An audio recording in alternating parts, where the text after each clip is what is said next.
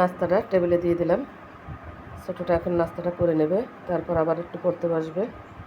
এনে 9:30 থেকে এক্সাম শুরু হয়ে যাবে।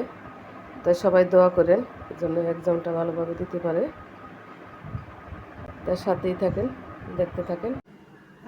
গোলমরিচ 1 চা চামচ, তা আমি দিলাম 1 চা চামচ আদা বাটা, দিয়ে দিলাম রসুন বাটা 1 চা চামচ, তেজপাতা,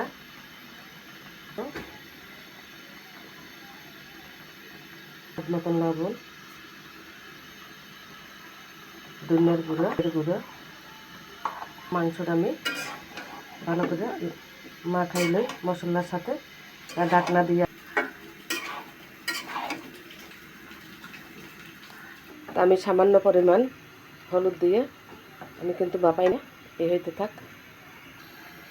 তো এখন এইটা কিন্তু আমার এই হালকা রান্না সেদ্ধ হয়ে যাবে।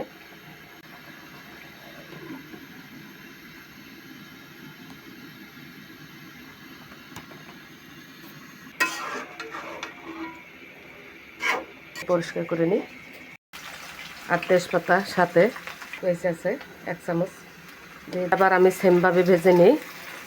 দিয়ে দিলাম রসুন বাটা 1 চা চামচ, আদা বাটা আর এগুলো পছন্দ না। জিরের গুঁড়া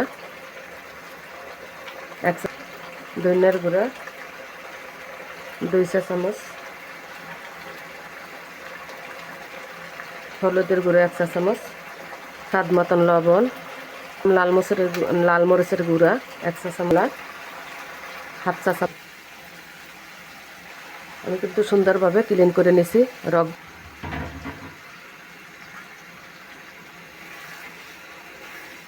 এখন সুন্দরভাবে এটা ভাজি করে নেব আমি। আমার ছেলে দুটোও খাবে না, আমিও খাবো না, যদি মেয়ে আর মেয়ের বাবা খায়। তা আমার মগজটা কিন্তু কষানো হয়ে গেছে। এখন জলদি ডালের জন্য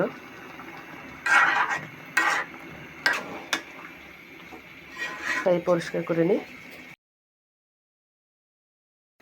এখন আমি হালকা আছে আমি এটা ভেজে নেব মাংসটা।